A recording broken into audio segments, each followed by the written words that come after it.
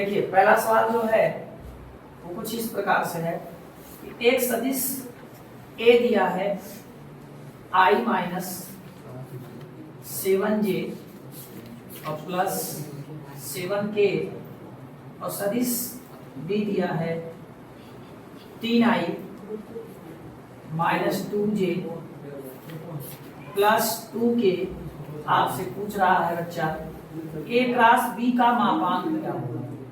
ए cross B का मापांक, तो पहले हम ए क्रॉस बी निकालेंगे और तब मापांक बताएंगे। देखो कैसे ए क्रॉस बी निकालेंगे, सभी लोग सामने देखें और ध्यान से समझें। ए क्रॉस बी के लिए पहले हम एक सारणी का निर्माण करेंगे। पहले पंक्ति में आई जे के लिखेंगे, पहली पंक्ति में आई जे के, दूसरी पंक्ति में ए से आई जे के का गुणांक 1 माइनस 7 7 1 माइनस 7 7। पहली पंक्ति में आई जे के, दूसरी पंक्ति में सदिश ए से आई जे और के का गुणांक, तीसरी पंक्ति में सदिश बी से आई जे और के का गुणांक यानी 3 माइनस 2 और 2। अब सारणिक का प्रसार कैसे होता है आपको भली भांति जानते होंगे। पहले हम लेंगे A11। अच्छा हम प्रसार किससे कर रहे हैं, हम लिख देते हैं कि हम R1 से प्रसार कर रहे हैं। R1 से प्रसार, जब R1 से प्रसार करेंगे तो ये है A11। A11 में प्लस आएगा और I लिखेंगे। A11 का मतलब पहली पंक्ति और पहला स्तंभ छोड़ दीजिए, बचा -7 -2 7 और 2। फिर आएगा A12 में 1 2 3 विषम है, विषम से हम माइनस आएगा, जे लिखेंगे।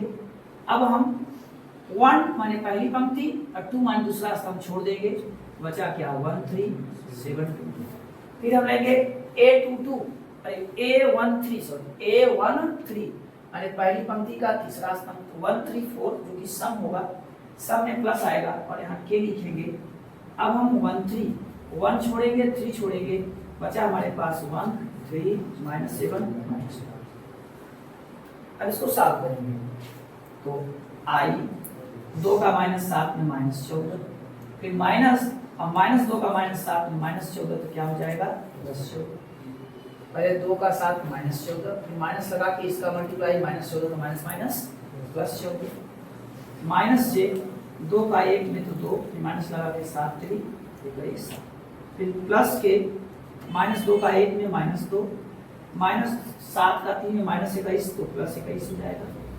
यहाँ से हो गया 0i नहीं लिखेंगे, -19 और -j से हो जाएगा 19j और ये 19 तो हो जाएगा 19k।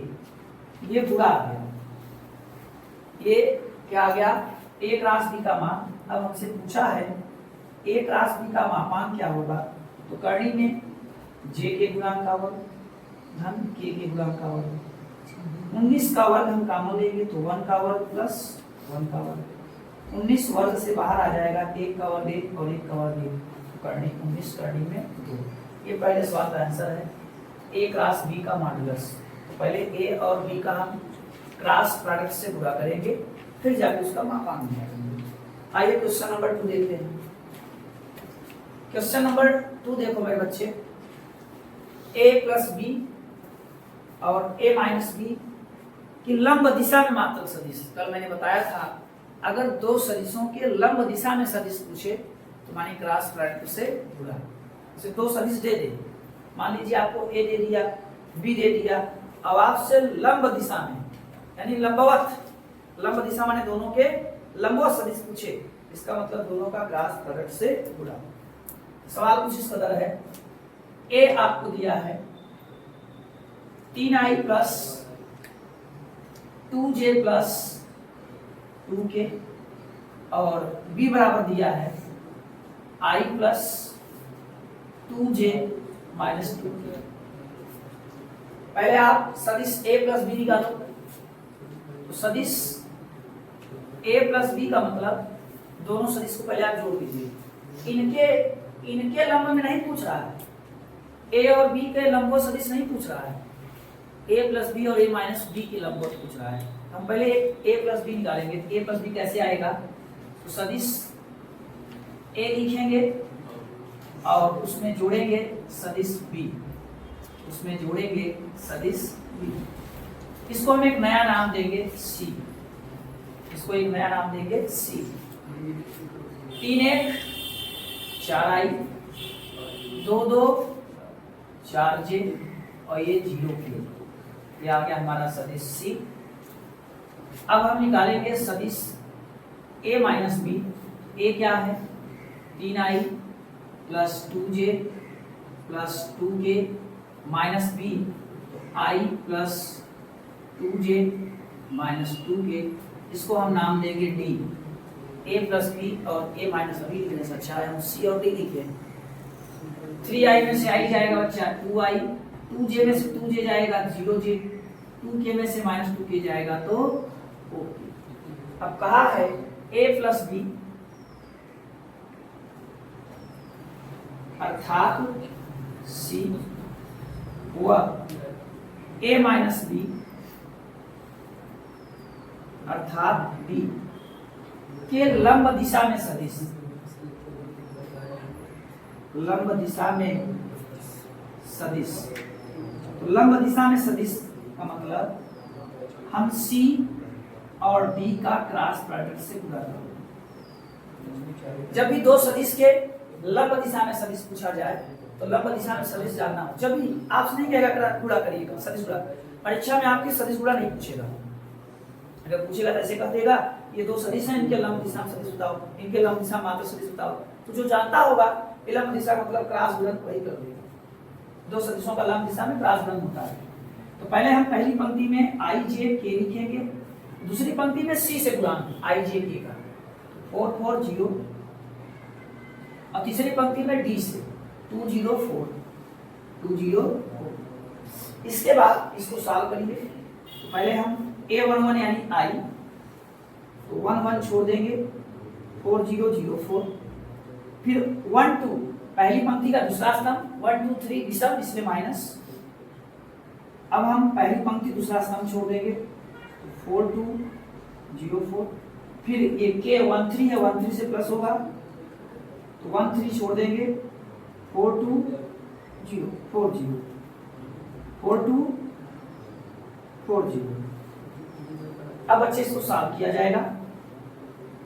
4 का 4 में 16 और 0, 4 का 4 में और 2 का 0 में, 4 का 0 में 2 का 4 में 16 है i minus 16j minus 8k। अब उसने लंब दिशा में सदिश पूछा था, ये आ गया कि मात्र सदिश पूछा है। तो मात्र सदिश के लिए इसका हम मॉडुलस निकालेंगे। मात्र सदिश के लिए हम इसका क्या करेंगे, तो c क्रॉस d का मापांक निकालेंगे। करनी में i का गुणांक 16 का वर्ग, j का गुणांक माइनस 16 का वर्ग, k का गुणांक माइनस 8 का वर्ग। 8 का वर्ग अगर कॉमन ले लेंगे, यहाँ से 8 दूनी 16 2 का वर्ग, यहाँ से 8 दूनी 16 2 का वर्ग, 8 कम 8 1 का वर्ग, 8 बाहर आ जाएगा, 2 का वर्ग 4, 2 का वर्ग 4 4 4, 8 और 1 9, 9 का वर्ग 3 तो 8 3 24 लिखेंगे। अतः C व D के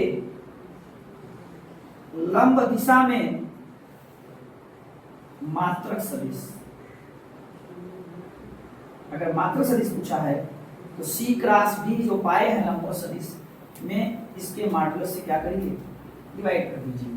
तो आया है 16i minus 16j minus 8k बटे 24, या हम लिख सकते हैं 2i minus 2j minus k by 3। यही आंसर है।